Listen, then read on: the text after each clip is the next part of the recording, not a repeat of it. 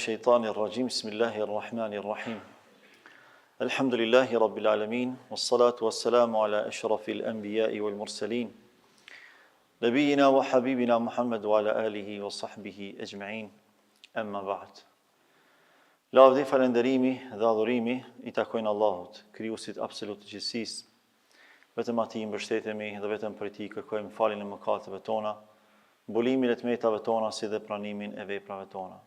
Salavatet, selamet dhe përshëndetjet më të përzemërta dhe më të sinqerta, çdo herë dhe pa ndërprerje ja adresojmë Muhammed Mustafa alayhi salatu wassalam, familjes së tij, shokëve të tij dhe gjithë pasuesve të traditës së tij, deri në ditën kur nuk do të ekzistojë më kjo gjësi. Besimtarë të nderuar, sikur se e dini, javën e kaluar e kemi përfunduar trajtimin e një prej ngjarjeve më madhështore, atë të çlirimit të Mekës. Gjithashtu, jemi munduar që t'i nxjerrim disa prej mësimeve më madhështore nga kjo ngjarje kuranore. Dhe duke qenë se pejgamberi Allahut sallallahu alaihi wasallam ishte I preokupuar me kthimin e normalitetit në Mekë, pasi që e pastroi atë nga idhujtaria, nga idhujt në përgjithësi, jo vetëm në Qabe, por edhe në çdo shtëpi. Pasi që e rikonsolidoi shtetin, I bashkoi banorët e Mekës, I fali gjithë ata që deshit I falte e I ndëshkoi ata që ishin meritor për të ndëshkuar. Mbi të gjitha mbretëroi paqja, siguria dhe rehatia në Mekë, pas shumë viteve të padrejtësisë, të shtypjes, pas shumë viteve të represionit ndaj muslimanëve, u rikthye krenaria. Krenari kjo të cilës I printe pejgamberi Allahut sallallahu alaihi wasallam me premtim nga ana Allahut Madhërisëm. Allahu ka garantuar që krenaria kthehet me aplikimin e së vërtetës. Wa qul jaa al-haqqu wa zahaqa al-batil inna al-batila kana zahuqa. Thuaj Muhammed se ka ardhur e vërteta dhe është rënjosur, është shkatruar e kota, e padyshim se e kota ka qenë vetëm se është rënjosur, sepse kemi thënë që ajo ndërtohet në kotësi dhe në pavlerësi. Për dallim prej të vërtetës e cila qëndron dhe ndërtohet mbi vërtetësinë e Allahut subhanahu wa taala, mbi të vërtetën absolute, prandaj edhe Allah pas shumë vitesh e riktheu krenarin tek muslimanët të cilët realisht u kishte premtuar Allahu subhanahu wa taala. Dhe si çlimtar I pashoq pejgamberi Allahut hyri në Mekë me një modesti të lartë dhe me një përkushtim të devotshëm ndaj popullit të tij. Por normalisht sprovat sa vinë shtohen, sa mbaron një sprov, vije një sprov tjetër. Pasi që pejgamberi Allahut siguroi paqe, mirësi dhe begati në Mekë, atë lindi një problem tjetër. Pas 19 ditësh pas çlirimit të Mekës, ndodhi një kryengritje nga fisi Hawazin. Meka është sunduar nga dy fise kryesore, nga fisi Quraish, prej së cilës rrjedh edhe pejgamberi Allahut sallallahu alaihi wasallam, dhe nga fisi Hawazin. Këto kanë qenë ato dy fiset kryesore, nën të cilat pastaj janë së ndërtuar edhe kabilet e ndryshme edhe të shumta. Fisi Hawazin, që ishte një lloj rivali ndaj Quraishit, ata shprehen pakënaqësinë e tyre ndaj qeverisjes dhe lidershipit të Muhammed Mustafas sallallahu alaihi wasallam në Mekë. Dhe ata bën një lloj organizimi të fshehtë. Së bashku me fisin e Thaqifit të Taifit, që ishte gjithashtu një prej fiseve kryesore që e sundonte Taifin aso kohë. Këta bën një marrëveshje, një aleancë mes vete dhe u organizuan që ta luftonin pejgamberin e Allahut dhe muslimanët. Ata ishin diku rreth 20.000 veta. Për pos kësaj, ata kishin marrë me vete çdo gjë që kishin, prej pasurisë dhe prej familjes. Pra gjitha pasuritë e tyre I kishin marrë me vete, dhe po ashtu dhe gjithë familjarët e tyre. Gra, e fëmijë, teze, halla, pra çdo antar të familjes e kanë marrë me vete që me luftu kundër Muhammed Mustafas sallallahu alaihi wasallam. Dhe këtë kanë bërë për dy arsye kryesore. E para, kanë pas bindje që fitoria është e tyre. Kanë pas bindje që Muhammed Mustafaja sallallahu alaihi wasallam do të pësojë disfat. Dhe se ata do ta rikthejnë pushtetin në Mekë. Arsyeja e dytë ka qenë një lloj moralizimi ushtarak. Vetë fakti që ata I kanë marrë gjitha pasuritë që I kanë pas, edhe gjitha anëtarët e familjes, kjo ka dhënë me kuptu që na nuk duhet me hub këtë luftë. Pra duhet me dhënë maksimumin ton që na me fitu. Përndryshe do ta humbasim krejt pasurinë dhe krejt familjen. Prandaj i kanë marrë gjithë me vete që mos me lan asnjë hapësirë dikush me u zbraz për kësaj lufte. Me dhon maksimumin e mundshëm që me luftu Muhammedin sallallahu alaihi wasallam. Normalisht për këtë betejë na tregon Allahu subhanahu wa taala. Kjo betejë quhet betejja e Hunenit. Allahu thot në Kur'an në surën At-Tauba: "Laqad nasarakum Allahu fi mawatin kathira wa yawma Hunain idh a'jabatkum kathratukum." Allahu ju dha fitore në shumë betejë, në shumë vende ju keni korr sukses edhe fitore, normalisht me ndihmën e Allahut. E në veçanti në ditën e Hunenit, thot Allahu, e specifikon si një prej vlerave më madhështore me të cilën e ka nderuar Muhammed Mustafa sallallahu alaihi wasallam. Idh a'jabatkum kathratukum falam tughni ankum shay'a. Kur ju u vetë pëlqyet me numrin e madh të ushtarëve që i kishit. Ishin 12.000 ushtarë musliman.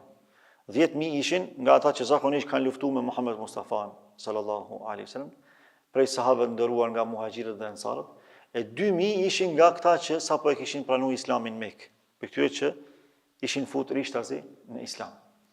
Pra, ushtria e Muhammedit sallallahu alaihi wasallam në këtë betejë përbëhej prej 12.000 ushtarëve. Dhe ky numër ishte numri më i madh që ndonjëherë kanë luftuar muslimanët përballë dikujt. Ushtria para kësaj ka qenë 10.000 ushtarë në shërimin e Mekës.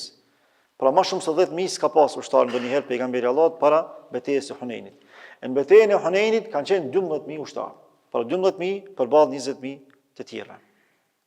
E Allah po e përshkruan këtë ngjarje dhe po thotë, përkundër faktit që ju e fitut një lloj pëlqimin vetvete se jeni të shumtë në numër,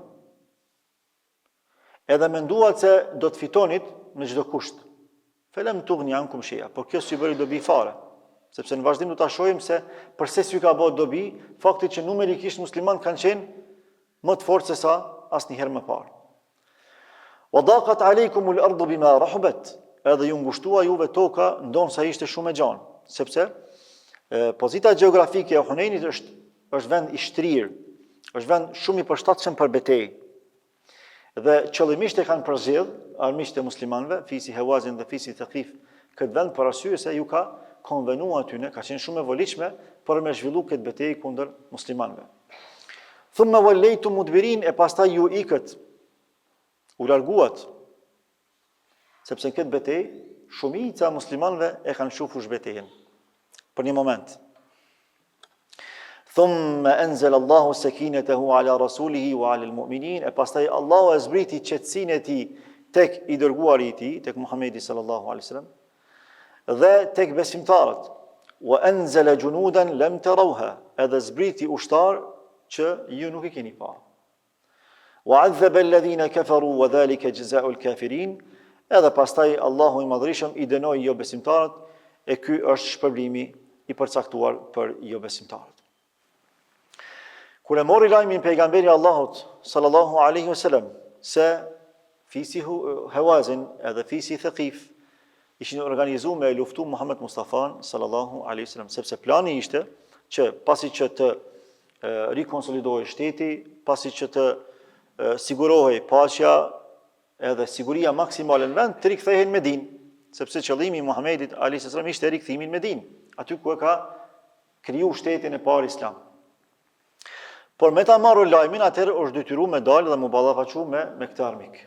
Ndonë se disa transmetime tregojnë se ata i kanë dalë në prit muslimanëve. Por realisht transmetimet më të sakta janë se i ka ardhur lajmi pejgamberit Zotit se ata janë përgatitur për me luftu muslimanët. Prandaj i grumbullon ushtarët e vet pejgamberi Allahut, edhe lajmëron edhe këta 2000 që sapo kanë hyrë në Islam, por që këta fatkeqësisht kanë ardhur shumë pa përgatitur në ushtri. Fillimisht mungesa e përvojës luftarake.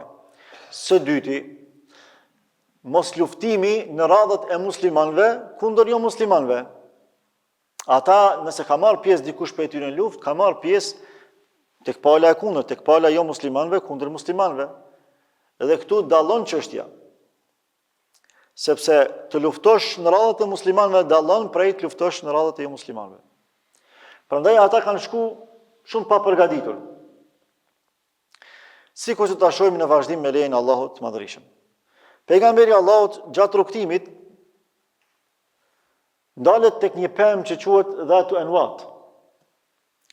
Kjo pemë fatkeqësisht aso kohë është përdorur prej arabëve edhe është shejtëruar, pra në kohën e idhujtarisë është shejtëruar. Ata që kanë kalu afër kësaj peme, i kanë varë armët e tyre, edhe një farforme e kanë marrë një lloj bekimi nëse kanë pas me luftu. Duke besu se ata do të fitojnë në çfarëdo lloj lufte, cilën mund ta zhvillojnë pasi që e marrin bekimin prej kësaj peme. Disa të sapo hyrë në Islam, akoma të papastruar prej ignorancës dhe prej idhujtarisë, plotësisht i thon pejgamberit Allahut, ja Rasulullah, pse të mos e kemi edhe ne muslimanët një lloj kësi peme, që të marrim bekim prej saj. Pejgamberi Allahut nervozohet, sepse kjo tani më ka të bëjë me tauhidin. Krejt thirrja Muhammed Mustafas alayhis salam. Krejt betejat që i ka zhvilluar pikërisht për çet tauhid, për njësimin e Allahut, për mi pastruar zramat e njerëzve nga idhujtaria. E tash dikush prej muslimanëve, pe këtyne që sapo kanë hyrë në Islam, po kërkojnë që mja u legjitimu një lloj idhujtarie, sikurse e kanë arabët apo e kanë pas dikur, që edhe na me pas një lloj peme me marr bekimin për asaj peme dhe me korr sukses edhe fitore në betejat tona. Atë pejgamberi Allahut nervozohet edhe përmend ajetin kuranor edhe ngjarjen me Musa alayhis salam. Thot ju keni thonë ashtu siç ka thonë populli i Musës ndaj Musës alayhis salam. Ij'alna ilahan kama lahum aliha.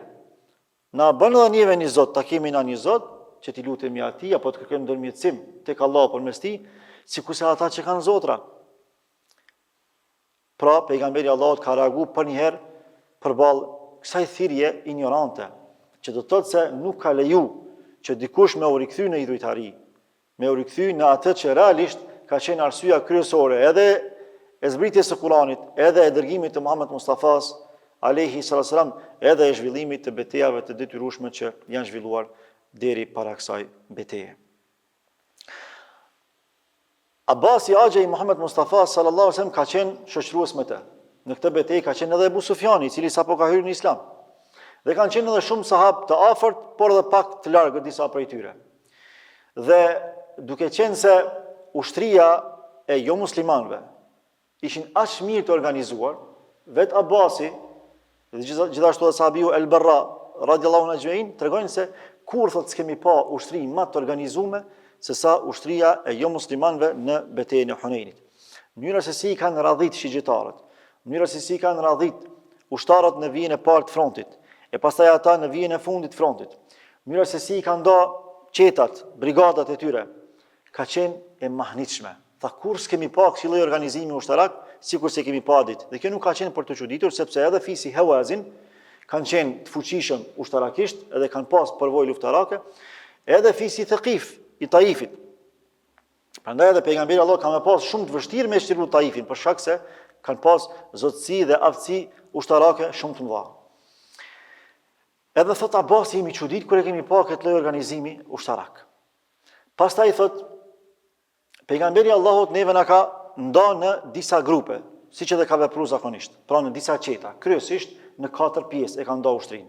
Ashtu siç e ka nda në 4 pjesë kur e ka shtruar Mekën, ashtu e ka nda në 4 pjesë edhe për me zhvillu betejën përballë Hunenit, apo përballë betejës së Hunenit. Edhe thot, na ka dhënë urdhër pejgamberi Allahut që krejt për një herë mos me zbrit në fushë betejë. Njën me shku qeta e parë, pastaj me shku e dyta, pastaj e treta dhe pastaj e fundit, e katërta. Normalisht dhe si zakonisht të parën e ka parapri Khalid ibn al-Walid radhiyallahu anhu, sahabiu i nderuar dhe shpatës e Allahut subhanahu wa taala. Kur fillon me zbrit qeta e parë në fushë betejë, askush nuk sulmon. Jep shaj pejgamberi Allahut me zbrit qeta e dytë, prap askush nuk sulmon. Kur zbret qeta e tretë, ata kanë dashur qëllimisht me grumbullu sa më shumë prej ushtarëve muslimanëve që kur t'i godasin goditjen e parë me psu humbjen më të madhe, se çdo herë humbja më e madhe synohet në goditjen e parë. Goditja e parë është ajo që e demoralizon armikun më së shumti. Dhe ata aq mirë i kanë organizuar shigjetarët dhe kanë pas shumë përvojë, saqë Abbasi radhiyallahu anhu tregon kur e përshkruan ngjarjen thotë pothuajse nuk ja kanë huq me asnjë shigjet. Pra çdo shigjet që e kanë shu, në drejtim tonin, diko për neve e ka rrok. Ose e ka vra, ose e ka plagos. Ashtë sa kanë qenë në gjujtje shigjetarët prej jo muslimanëve në betejën e Hunenit. Thot, kur zbriti qeta e tretë, atëherë fillun shigjetat me vërshu në qiell, shigjetat e armiqve. edhe na goditën fuqishëm. Aq sa thot shumica e muslimanëve wallau mudbirin u largun prej fushbetejës. Prej frikës momentale që i ka ploj ata. Disa transmetime tregojnë edhe thonë se nuk kanë mbet pranë Muhammed Mustafas në këto momente pas kësaj goditje vetëm se 80 deri 100 ushtar. Prej 12.000 krejt kanë ikë. Vetëm 80 deri 100 kanë mbet. Disa transmetime tjerë tregojnë vetëm 12 veta kanë mbet. Gjithë kanë ikë. Për atyre ka qenë si zakonisht i pa lëvizshmi edhe i pa thyeshmi Ebu Bekri, Omeri, Abasi, edhe disa sahabi të nderuar, edhe pejgamberi Allahut sallallahu alaihi wasallam e sheh se puna nuk është në rregull, normalisht frika e madhe, sprova e madhe, goditja e madhe, i ka bërë që sahabët në ato momente me i harru disa emanete që i kanë pas. Edhe i ka thonë Abbasit, Axhës vet, o Abbas, e ki zonin e madh, ka pas zonë kumbus. I ka thonë, thirë sa të kesh mundësi, thiri sahabët, thiri ashabu semura, thiri shokët e pemës, cilës prem bejatu Ridwan, kur ja kanë dhonë besatimin Muhammed Mustafas, sallallahu alaihi wasallam, kur ja nisë për Hudejbje, nësi ju kujtohet dhe kemi trajtu. Aty ja kanë dhonë 1500 sahabë ja kanë dhonë besën Muhammed Mustafas, që deri në vdekje, kanë me luftu edhe kur s'kanë më uzbrapsë. Atër ka fillu me bërtit Abasi sa ka pas fuqi. O shokët e pemës, o ju që ja keni dhonë besën Muhammed Mustafas në Bejatu Ridwan, duke i prekur në ato që ata i kanë premtu dhe i kanë përjetu realisht. Edhe e për shumë kësisoj, pra mënyrën se si i ka kërku Muhammed Mustafaja, sahabët e ti, në ato momentet shumë të tmerrshme luftarake, thot sikur lopa që e kërkon viçin e vet. Pra, çashtu i ka kërku pejgamberi Allahut sahabët se ku janë, s'po i sheh. Vetëm se thot pasi që i kom thirrun, vetëm se i kom pa duke ardhur sahabët dhe duke bërtitur lebejk ja Rasulullah, lebejk. Të përgjigjem ja Rasulullah, të përgjigjem i ty. Pra i ka prek në zemër, i ka prek në iman, u ka përkujtuar sahabët nderuam premtimin dhe besën që ja kanë dhënë Muhammed Mustafas sallallahu alaihi wasallam në Bejatu Ridwan. Sa që thot disa prej tyre për shkak të frikës madhe që kanë mbretëruar në fushbetejë, shumë prej kafshëve janë friksu, janë trem. Edhe thot kishte kafsh që nuk dëshironin me u kthy në fushbetejë, për frikës madhe. Ne i braktisëm kafshët e dikush duke dash me nxitu drejt Muhammed Mustafas dhe më u përgjigj në thirrje, thot dikush edhe rrëzohej, e dikush e braktiste kalin edhe devën, e dikush vraponte, mënyrë që mi u përgjigj Muhammed Mustafas sallallahu alaihi wasallam. Ndërkaq pejgamberi Allahut sallallahu alaihi wasallam bërtiste me të madhe dhe thonte ana an-nabiyyu la kadhib ana ibn al-Abd al-Muttalib. Un jam pejgamberi Allahut dhe s'ka gënjeshtër në këtë punë. S'ka gënjeshtër në këtë çështje, por kjo është më së vërtet. Un jam i biri i Abdul Muttalibit duke aluduar në stërgjyshin e tij. Apo në gjyshin e tij faktikisht. Edhe kjo fjali edhe shumë dua tjera të Muhammed Mustafas e rikthejnë moralin ushtarak të sahabëve. Sa që fillojnë edhe zhvillojnë një betejë, por që kjo ishte prapë e pamjaftueshme përballë 20.000 ushtarëve të jo muslimanëve. Atë pejgamberi Allahut sallallahu alaihi wasallam fillon edhe bën dua, lutet shumë, madje edhe çan. Thot o Allah, nëse kjo gjenerat shkatërrohet, nuk do të mbetet më në rrezullin toksor dikush që ka me të adhuru ty ashtu si ti e meriton. Prandaj thot ndihmom Allah edhe ma jep fitoren. Edhe e merr një grusht zall, një gusht rër me dorë. Edhe e hedh në drejtim të jo muslimanëve në betejën e Hunenit. Sa që çdo kuj për jo muslimanëve në këtë fushë betejë i shkon pluhuri normalisht mrekullia Allahut subhanahu wa taala për Muhammed Mustafa sallallahu alaihi wasallam. Çdo kuj për tyre i shkon edhe në sy, edhe në hund, edhe komplet thyrën e tyre prej pluhurit që e ka hedhur pejgamberi Allahut sallallahu alaihi wasallam. Kjo i godet ata çaq fuqishëm, sa që musliman me njëherë sulmojnë, e kupton pejgamberi Allah prandaj thot in hezemu, thot u shkatrun, për momentin që e ka hedhur çat pluhur, me lejen e Allahut dhe me fuqinë e Allahut, ata me njëherë dorëzohen, edhe thot pejgamberi Allahut u shkatrun, tani goditni fuqishëm. Edhe me vrap muslimanët godasin, edhe i zanë rob, edhe i zanë plasht luftës shumë për pasurisë së tyre sa që nuk nje historia islame ndonjëherë që kanë zanë për plashkës luftës edhe për robëve sa kanë zanë në betejën e Hunenit. Muslimanët në këtë betejë me ndihmën e Allahut Madhërisëm kanë arrit me i kap 6.000 rob, kanë arrit me i posedu prej deveve si plashke luftës 24.000 deve, 40.000 dhenë, shumë ari e shumë argjend. Pra një pasuri që për atë kohë ishte jashtëzakonisht e madhe, pasuri gjigante. Sot me të thonë dikush 20.000 dhenë, 40.000 dhenë e 20.000 deve është mesele. Pra, po flasim për mjetet transportuese të asaj kohe që me përkthy në terma modern i bie, si me thonë 40.000 makina e 20.000 Lamborghina ose Jeepa, se devet kanë qenë sikur se Jeepat e kohës sotit. Pasuri e madhe, e jashtëzakonshme. Pastaj pejgamberi Allahut sallallahu alaihi wasallam përgatitet për me ndo plashkën e kësaj betejë. Por pret pak. Rahmeten lil alamin, Allah ka dërguar mëshirë për gjithë botën. Pret mos dikush prej tyre po kthehet edhe po pendohet, edhe po pranon Islamin. Pra në një farë forme i afatizon ata për me u pendu. Por pas disa ditësh, pasi kalojnë diku rreth 9 apo 10 ditë, atëherë pejgamberi Allahut e vendos me i nda plashkat e luftës. Kur fillon edhe i ndan plashkat e luftës, Muhammed Mustafa sallallahu alaihi wasallam jep pa hesab. Kushdo që vjen edhe i kërkon i jep, vjen dikush thotë mu më jep, ja merr, ti merr edhe ti merr edhe ti, edhe kretëve jep. Krerëve të Mekës, sikurse Safwan bin Umayye, sikurse Ebu Sufjanit dhe shumë të tjerë, u jep nga 100 deve, pra u jep nga 100 Jeepa të asaj kohe.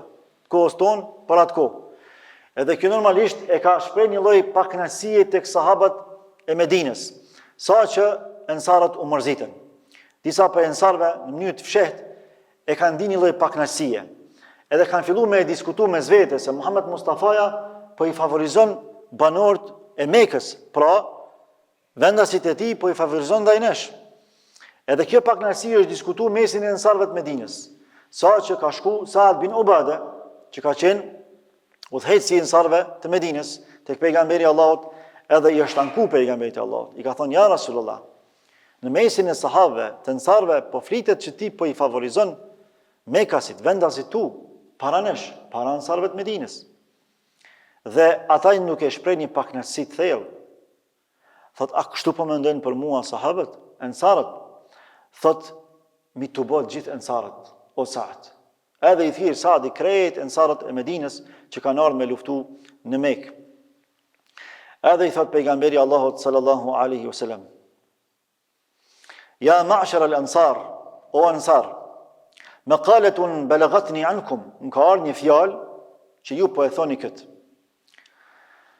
Wa wajdatun wajadtumuha alayh, a mos keni diçka në zemrat tuaja kundër meje? A mos vallë jeni duke ndinë në zemrat tuaja një pakënaqësi ndaj meje?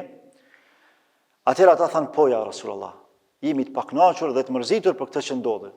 Sepse ne këtë po e kuptojmë sikur favorizim të vendasve tu ndaj nesh. Atëherë pejgamberi Allahut i tha këto fjalë që kanë hyrë në historinë islame dhe që i kanë prejkë zemrat e ensarëve të Medinës. Alam ajidkum dhullalan fahadakum Allah, a nuk ju kam gjetë të devijuar e Allahu ju ka udhëzuar? Wa alatan fa aghnakum Allah, edhe ju kam gjetur të varfër e Allahu ju ka pasuruar. Wa a'daan fa allafa Allahu bayna qulubikum, edhe ju kam gjetur të armiqësuar mes vete, e Allahu i ka bashkuar zemrat tuaja. Duke u përkujtuar Eusin dhe Khazrejin, dy fiset e mëdha në Medinë që me qindra vite, madje disa dietarë thonë mbi 1000 vjet kanë pas hasmëri mes vete. Këto dy fise arabe të Medinës. Thot, me ndihmën e Allahut ju jeni bashku, diçka që s'ka qenë e paramendume. Me ndihmën e Allahut ju jeni pasuru, e para së gjithash me ndihmën e Allahut ju jeni udhëzu. Pra Allahu më ka bërë sebeb, si pejgamberi Allahut që më ka dërgu, edhe ju i keni gëzu këto mirësi që nuk krahasohen me mirësitë materiale.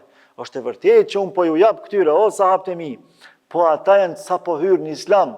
Dëshira ime është që ata mi afru, se ata krejt nuk janë të pastruar prej lakmis ndaj kësaj bote, ndaj pushtetit.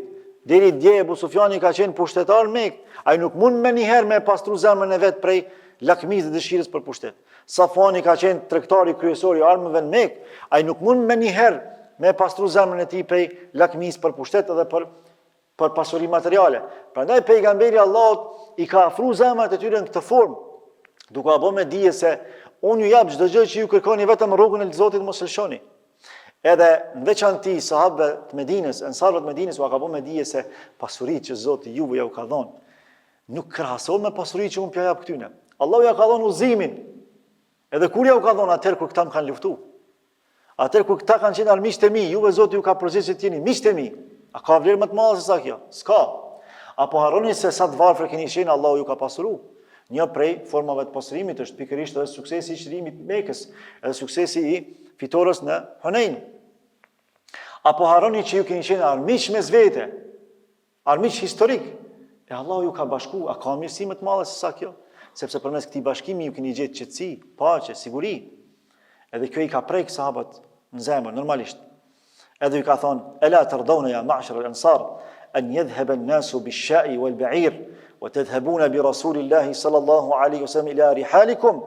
A nuk jeni të kënaqur ju, o ansarët e mi, që këta të shkojnë në shtëpitë e tyre me deve e me dhën, e ju të ktheheni në të shtëpitë tuaja me Muhammed Mustafa sallallahu alaihi wasallam. Pa ja ka krahasu, ja ka prum peshore. Hajtë krahason e ju, cila është më me vlerë, o ansarët e mi. A është më mirë për juve me shku si kurse këta në përshpia më u kthy me pasuri materiale, me dhënë me deve, e ju më u kthy me pasurin që nuk kompenzohet me asgjë të kësaj bote, më u kthy me Muhammed Mustafa sallallahu alaihi wasallam në Medinë, në shtëpitë tuaja. Po për ansarët e Medinës, pejgamberi Allahut s'po qëndron as në vendlidjen vet Mekë, po kthehet në Medinë, çaq shumë i ka dashur. Edhe kurse ja ka kthy shpinën, prandaj ju ka thonë pejgamberi Allahut, "Walau salaka an-nasu shi'ban wa salakat al-ansaru shi'ban, la salaktu shi'ba al-ansar." Wallahi ka thonë, nëse krejt njerëzit kishin me marrë një rrugë tjetër, e ansarët e Medinës kishin me marrë një rrugë tjetër, unë kisha me marrë rrugën e ansarëve, e s'isha me marrë rrugën e tjerëve. Kaç shumë i ka dashur, kaç shumë i ka afruar pejgamberi Allahut ansarët e Medinës. Pastaj ata të prekur nga kjo që ka thonë pejgamberi Allahut janë përgjigj, radina bi rasulillahi qisman wa hadhan, jemi të kënaqur me të dërguarin e Allahut si pjesë dhe si shpërblim. E kanë pa që kanë gabu, e kanë pa që janë ngut. Njerëz kanë qenë edhe ata. Nuk kanë pas për lakmis ndaj dynjas, po ju ka ardhur në farforme si në nënçmim ndaj tyre që sa shumë na kemi bë për ty ja Rasulullah, e ti sikur për një moment neve na harrove. Por kjo është kur ngutet xhamati, edhe si kupton veprimet e liderit, kur i kalkulon me kalkulime materiale.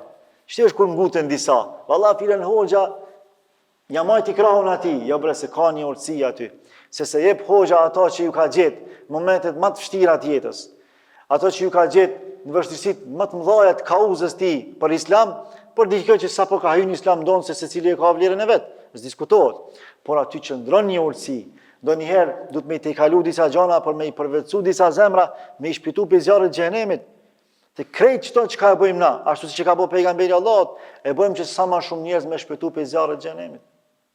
Pejgamberi Allahut kur ja ka dhënë këto pasuri materiale, këtë plazh të luftës krerëve të Mekës edhe shumë prej banorëve të Mekës, a mendoni që e ka bë për me fitu pëlqimin edhe dashurinë e tyre ndaj Muhammed Mustafas? Jo, absolutisht jo. E ka bë për me i rujt pe zjarrit të xhenemit, mos më u kthy ata edhe një herë i dhujtarisë, mos më u kthy edhe një herë ata mos besimit. Elhamdulillah sapo kanë hyrë në Islam, edhe e ka ditë i lumi Rasulullah sallallahu alaihi wasallam se ata hala kanë zemrën e lidhur me dynja, hala kanë zemrën e lidhur me pushtet, me pasuri, me fuqi. Prandaj ju ka dhënë kanë 100 deve, merreti sa që disa kanë thonë, o shkoni ve merrni te Muhamedi se ai s'po tutke pi fukarallahut. Ai veç po jepke. Shkoni se kush po shkon, po i lyp, ai pjo jep. Pastaj pejgamberi Allahut sallallahu alaihi wasallam pasi që e fiton këtë betejë edhe e kupton se çështja kërkon seriozitet edhe më tepër. Atëherë ata që s'kan pranuar me ardh edhe me pranu Islamin, edhe me dorëzu Muhammed Mustafa sallallahu alaihi wasallam prej fisit Hawazin dhe Thaqif, kanë shku edhe janë fshehë në Taif. Pejgamberi Allahut thotë na duhet me shku dhe me i luftu edhe në Taif. Mënyrë që me çrënjos këtë problem një herë për gjithmonë. Ata që sot kanë bërë kryengritje, nesër bëjnë prap. Prandaj i ka marrë sahabët dhe ka thonë vazhdoni edhe shkojmë të luftojmë edhe në Taif. Por Taifi ka qenë shumë mirë i përgatitur, i fortifikuar, prandaj edhe pse ka qëndru pejgamberi Allah për 23 ditë radhazi ka mujt me shtrirë Taifin. Normalisht tu ka pas një urtësi nga Allahu subhanahu wa taala. Derisa thot, hajde po kthehemi, s'po i luftojmë më. Disa sahabë ka thonë, ja Rasulullah, na lejo neve të luftojmë, ti ktheju, ke përgjegjësitë tua, të prej vendi, por neve na lejo të luftojmë. Pejgamberi thot, në rregull, thot, vazhdoni luftoni. Mundohen sahabët edhe pas Muhammed Mustafas sallallahu alaihi wasallam me shiru Taifin, nuk shirohet Taifi. Allahu nuk dëshiron me shiru Taifin, se ka këtu një urtësi tjetër pse Allahu nuk dëshiron. Sepse Allahu paraprakisht ja ka pranuar duan Muhammed Mustafas sallallahu alaihi wasallam që Taifi mu shiru me iman, jo me luftë. Se shumë shpejt ata kanë marrë vetë me pranu Islamin, pa pas nevojë me i luftu. Atër kthehen edhe sahabët se pejgamberi Allahut e sheh një ëndër e cila ja bën me dije që Taifi nuk shlirohet, andaj mos humb kohë. Edhe kthehet Muhammed Mustafaja sallallahu alaihi wasallam. Pas një kohë shumë të shkurt, vinë vetë banorët e Taifit, pra krerët e tyre, përfaqësuesit e tyre, edhe kërkojnë me pranu Islamin tek Muhammed Mustafaja sallallahu alaihi wasallam. Pra realizohet ajo që është lut pejgamberi Allahut për me ndodh. Edhe kërkojnë nga Muhammed Mustafaja sallallahu alaihi wasallam që mja u leju atyre robrit e luftës që i kanë zonë rob në betejën e Hunenit, që s'paku ata, faktikisht ata i kërkojnë të dyjet, por pejgamberi Allahut thot njënën prej të dyjave, ose pasurinë mja u kthy, ose rob të luftës. Atëra ata thonë, për ne është më me vlerë me na i kthy familjarët tanë se sa pasurinë materiale, andaj pejgamberi Allahut i liron gjithë robrit e luftës në betejën e Hunenit, sepse ai çdo herë i ka dhënë përparësi mëshirës para ndëshkimit. Kështu e pranojnë ata Islamin, fatmirësisht, dhe mësimeve më kryesore që nxjerrin nga kjo ngjarje madhështore është ajo se numrat nuk fitojnë, por fiton ndihma e Allahut. Pra ajo që garanton fitore nuk janë numrat. Prandaj muslimanët sikur rënë ngrasjen e shejtanit edhe të vetë mashtrimit, edhe mendojnë se tash kanë me i thyë jo muslimanët. Pse? Ata kur i kalkulojshin numrat, e bëheshin mend se ata kanë luftuar me një ushtri prej romakëve, jo shumë larg, që kanë qenë 200.000 me 3.000 edhe i kanë mujt. E tash kanë thonë na jemi 12.000 veta, e s'po mujna mi mujt 20.000 veta, kena mi mujt, kena mi shkatru, kena mi thy. Por që ky vetë pëlqim ka bërë që ata me ra prej shejtanit edhe me uzbrapsën me njëherë në fushë betejë. Uzbrapsën, pra në atë goditjen e parë, uzbrapsën musliman. Edhe mbetën shumë pak rreth Muhammed Mustafas sallallahu alaihi wasallam. Pse? Ata u mbështeten në numra dhe nuk u mbështeten në ndihmën e Allahut subhanahu wa taala. Dhe Allah nuk e jep suksesin sipas hatrit, por sipas kritereve që i ka vendosur. Prandaj Allahu thot në Kur'an: "Wa yawma Hunainin idh a'jabatkum kathratukum falam tughni ankum shay'a." Në ditën e Hunenit, në betejën e Hunenit, kur juve ju pëlqeu numri masiv i ushtarëve tuaj. Pra e krijut një lloj vetë pëlqimi. Edhe kjo s'ju bëri fare dobi. Fakti që ketë 12.000 ushtarë nuk i bëri fare dobi, sepse e lat fushë betejën me njëherë ju. Momentin që ju goditën fuqishëm, ju e lat. E pse ma herët se kanë lëna, si godit ma herët musliman? Kujtoni që janë godit në Bedër, në Uhud, edhe në betejë tjera, janë godit ndoshta më fuqishëm se në Hunein. Por në betejat paraprake nuk janë mbështet në numra, janë mbështet në ndihmën e Allahut subhanahu wa taala. Prandaj janë zbraps. Aty ku mbështeten në numra, u zbrapsen më njëherë, që do të thotë se fuqia e muslimanëve është realisht në mbështetjen në Allahun e Madhërisëm. Në dorëzimin e plot ndaj Zotit për fuqishëm, jo në shkaqet që ne i ndërmarrim. A është prej tevekulit mi ndërmarr shkaqet? Padyshim se është. Por a është prej imanit mi u mbështet shkaqeve? Padyshim që nuk është. Ne i ndërmarrim shkaqet, por nuk i mbështetemi shkaqeve. Ne i mbështetemi shkaktuesit shkaqeve, Allahut subhanahu wa taala. Pra muslimanët u hutuan sepse ju pëlqeu fuqia e tyre, edhe menduan që pra për një çast se shumë si tyre është garanci për fitore. E Allahu e edukoi, Allahu i pastroi zemrat e tyre, i sprovoi edhe me këtë sprov, për shkak se ajo që kam ju ardhur në të ardhmen e afërt, ka me qenë shumë më e vështirë, e këta duhet plotësisht me pastru zemrën e tyre, edhe kur mos me u mashtru më me numrin e tyre, as me sasinë e tyre, por me u përmbajt cilësisë. Prandaj, disa besimtarë sot mendojnë se Islami do të ringrihet vetëm se ka shumë musliman. Shpesh dëgjojmë kur s'kemi qenë më shumë, po shumë e vërtet që kur s'kemi qenë më shumë numër, kur s'kemi qenë ndoshta as edhe më të fuqishëm, as ushtarakisht, as politikisht, as ekonomikisht, por A e rikthen kjo krenarinë e umetit? Jo. Kush e rikthen krenarinë e umetit? E rikthen vetëm devotshmëria. Vetëm devotshmëria. Kem min fi'atin qalilatin ghalabat fi'atan kathiratan bi'idhnillah. Sa grupet vogla i kanë poshtë grupet mëdha me lejen e Allahut. E kur ju ndihmon Allahu grupeve të vogla kundër grupeve të mëdha, atëherë kur këta ja dëshmojnë Allahut devotshmërinë. Kur ne ja dëshmojmë Allahut devotshmërinë, atëherë Allahu jep sukses. Prandaj edhe sot, fakti që jemi të shumë në numër, kjo nuk përbën cilësi, kjo përbën sasi. Numër, sasi. Cilësi përbën devotshmëria jonë. Dhe vetëm përmes devotshmërisë rikthehet krenaria e umetit. Pastaj, për mësimeve të radhës është ajo se qëndrueshmëria e udhëheqjes së profetit Muhammed sallallahu alaihi wasallam është bazë çdo fitore. Bazë çdo fitore në betejë ka qenë qëndrueshmëria e Muhamedit sallallahu alaihi wasallam. Dhe një prej betejave në të cilën qartë tazi është pa dhe është përjetu qëndrueshmëria e pejgamberit Allahut ka qenë betejë e Hunenit. Paramenoj ti përballë 20.000 ushtarëve me mbet veti 12.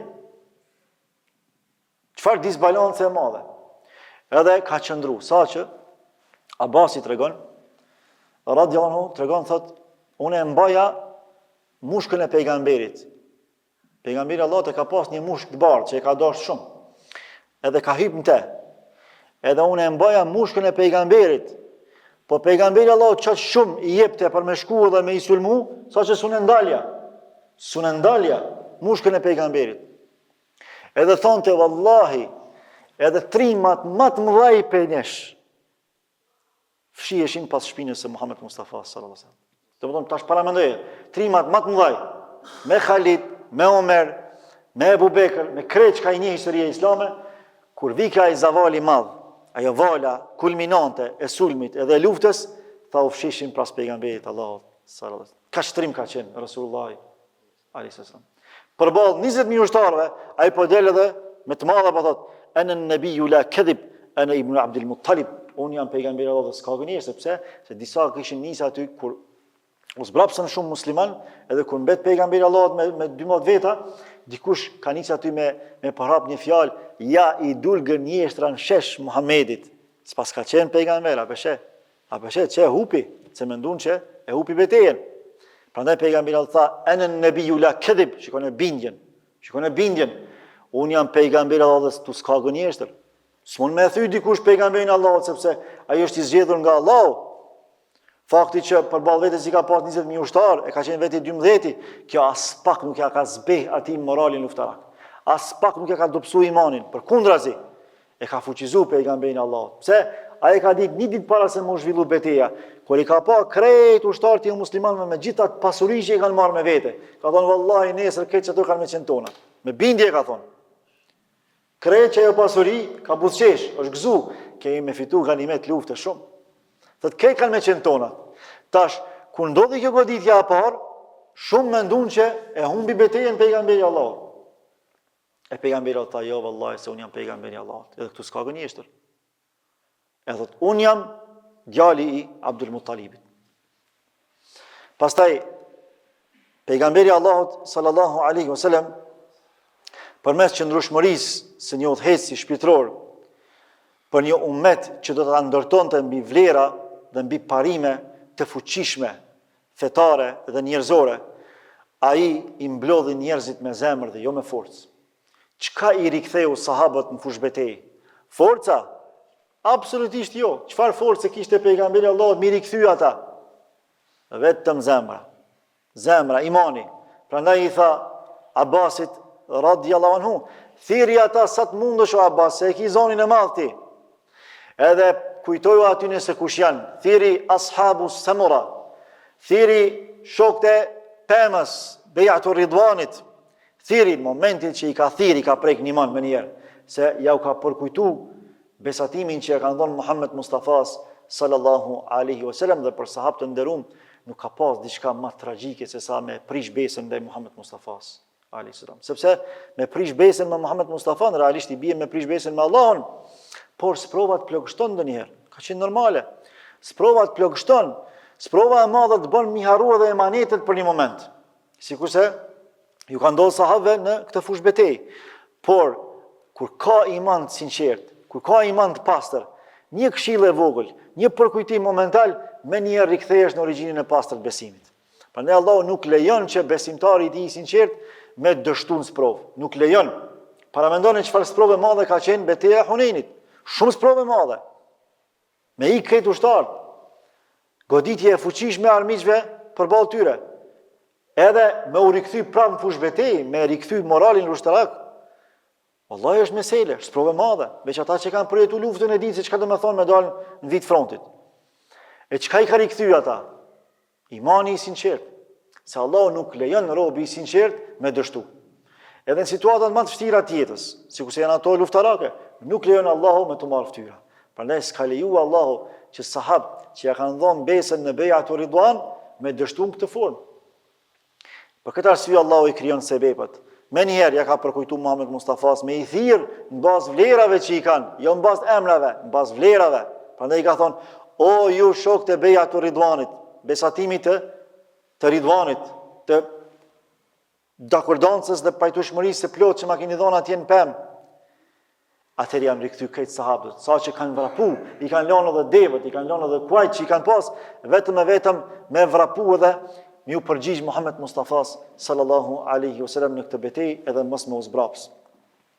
Prandaj ummeti ka nevojë për figurat qëndrueshme, për figurat urta, për figura që nuk tronditen nga presioni, nga propagandat, nga talljet, që nuk korruptohen nga interesat, që flasin të vërtetën edhe kur kanë pak mbështetje, që nuk dorëzohen, që nuk plagështohen, sepse ky është roli i dietarëve, ky është roli i thirrësve, ky është roli i imamëve, i edukatorëve. Kur udhëheqësit janë të fortë në imanin e tyre, edhe ummeti bëhet i fortë. Dhe ne më shumë se sa sot kur s'kemi pas nevojë që me pas lidera të fortë, lidera që kanë iman të pastër, iman të fuqishëm, lidera që nuk korruptohen, lidera që nuk friksohen, lidera që edhe nëse kanë pak mbështetje ata nuk dorëzohen. Sot kemi nevojë shumë për kësi lider. Kemi fatmirësisht, Allahu i shtoft ata që janë. E Allahu i shtoft edhe për krahasit e tyre, sikurse kanë qenë sahabët radhiyallahu anhum ajma'in. Mësimi i radhës është ajo se Allahu e zbret qetësinë pas provave. Dëgjoni, nuk ka sprovë të lehtë. S'ka sprovë të lehtë. Vetë fakti që quhet sprovë, ajo duhet të jetë e vështirë. Por sprovat janë kategori. Ka sprova të vështirësive të mëdha, ka sprova të vështirësive të mesme.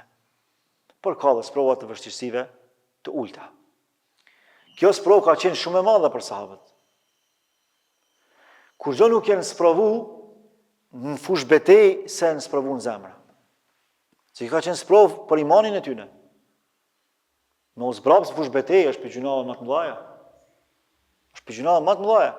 Edhe kush më uzbrapës? Ata që deri dje kanë përkrah fuqishëm Muhammed Mustafa sallallahu alaihi wasallam. Muhaxhirët dhe ansarët e parë që Allahu i ka lavdruar në Kur'an. Wallahi sprovë e madhe për imanin e tyne. Por Allahu nuk lejon që imani i sinqert me dështu. Prandaj i lartë madhërisht me Gjelle Gjelalu ka bëha që ata me njëherë më rikthy në origjinën e pastër të besimit, edhe fuqishëm janë kthy tek Allahu subhanahu wa taala. Dhe si rezultat i kësaj gatishmërie, si rezultat i këtij sinqeriteti, Allahu e zbriti qetësinë në zemrat e tyre. Prandaj thot Allahu në Kur'an, thumma anzala Allahu sakinatahu ala rasulihi. Pastaj Allahu e zbriti qetësinë në Muhammed Mustafa, në të dërguarin e tij.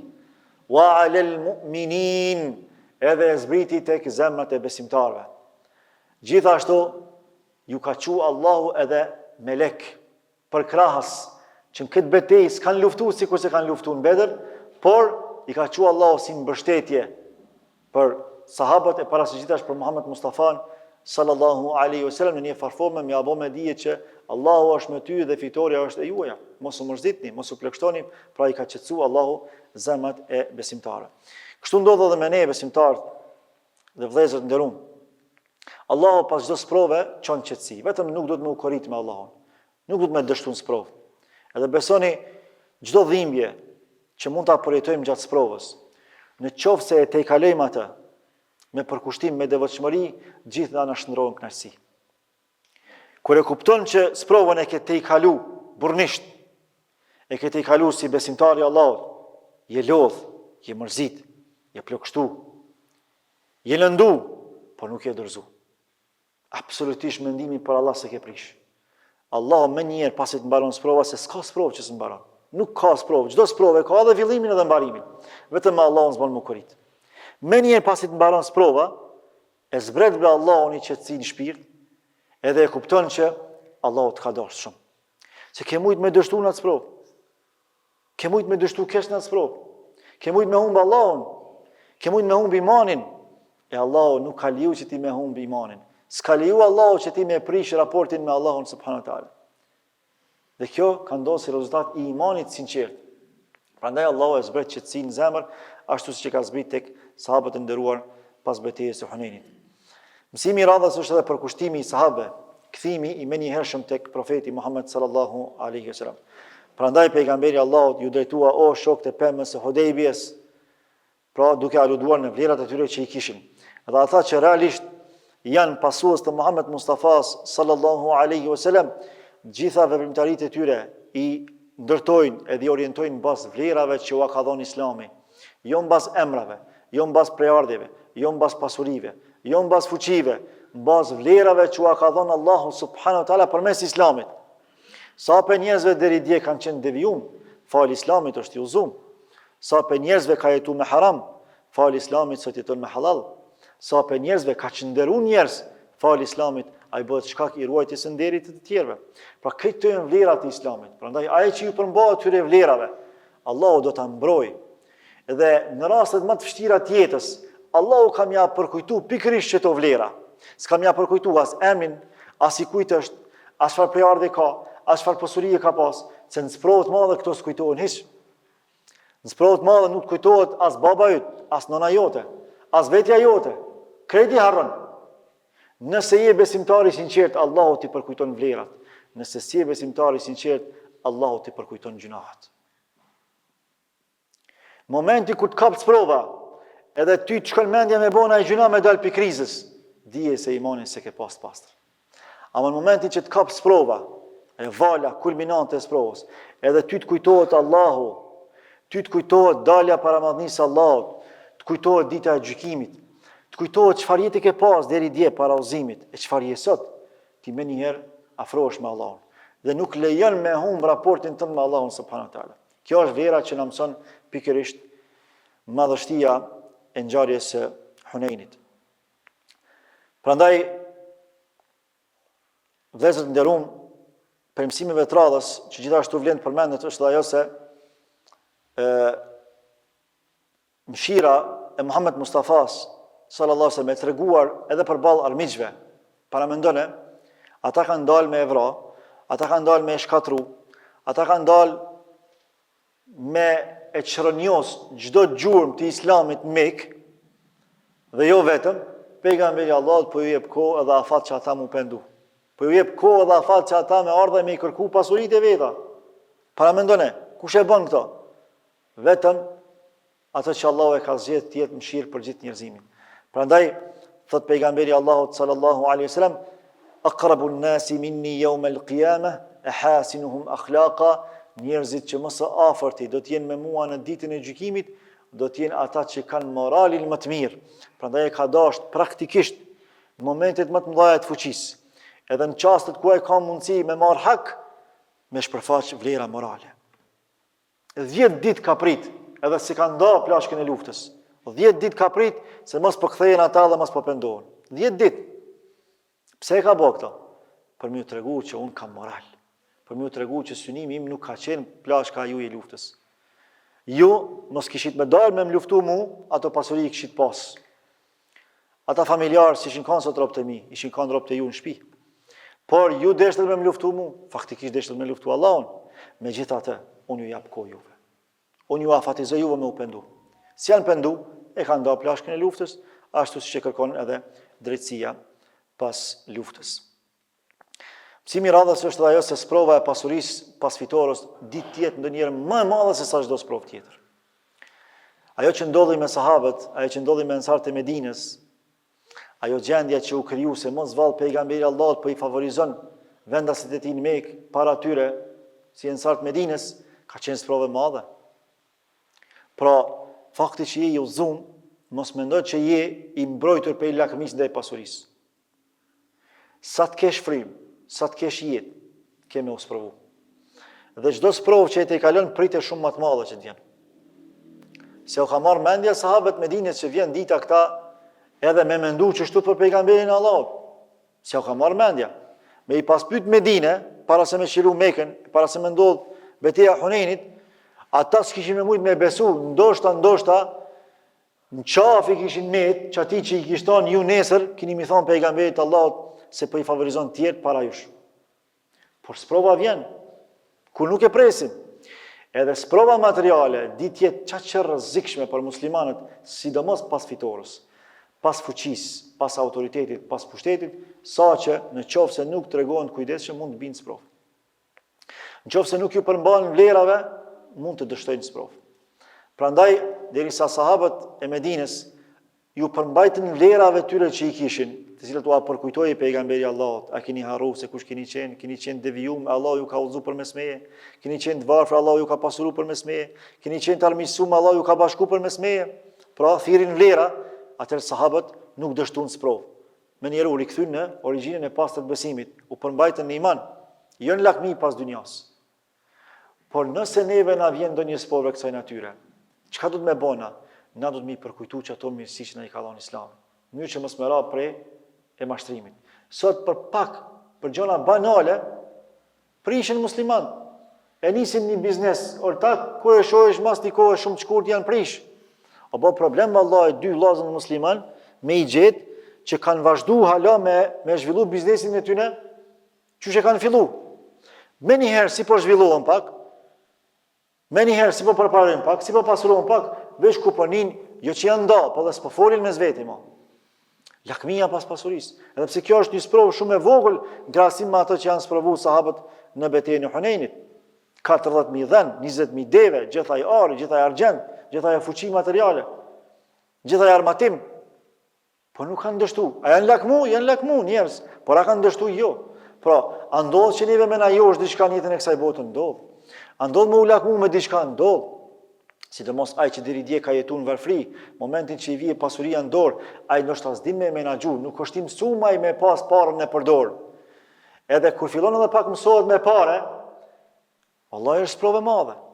Është sprovë shumë e madhe. Nëse nuk din me menaxhu, nëse se përdor parën, pasurinë materiale në dorë, edhe nuk e fut në zemër, ai është rrezik me dështu në jetë, se po e futi në zemër pastaj është problem. Është shumë problem. Vlla me vlla, unë e dje nejta me një shok temin të ka hershëm.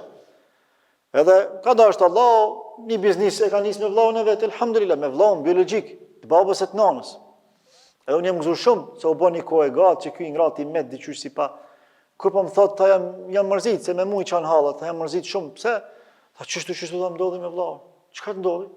Tha, e nisëm biznesin, tha, pak si ja nisëm, tha, me marrë vetën, mi qiti tha kushtet vllau, se parja e shishme, edhe tha me njerë tha, në qoj nivelin e punëtorit ti, e nisëm si ortak, në kaloj tha në punëtor. Nuk po më vjen tha rond që po më privon pe parës, pe fitimit, sa po më vjen rond që po më trajton qështu. Po vjen rond që jam një hujbe, unë jam vllau ytbe. Fundja bashkë e nisëm, ose s'pa ku më thuj, jo vllau, na pe nisim qështu, po dije që, domethënë funksioni yt është punëtori jemi, nuk je ortak jemi. E tha, kjo më vrau shumë. Tha, subhanallah, do më thonë, kur vlau musliman, është gjene mja bo vlaut biologjik musliman, qështu? Atër si ndodh me diçka tjetër. Po mjaftohet me kaq, se unë zgjat pak si tepër.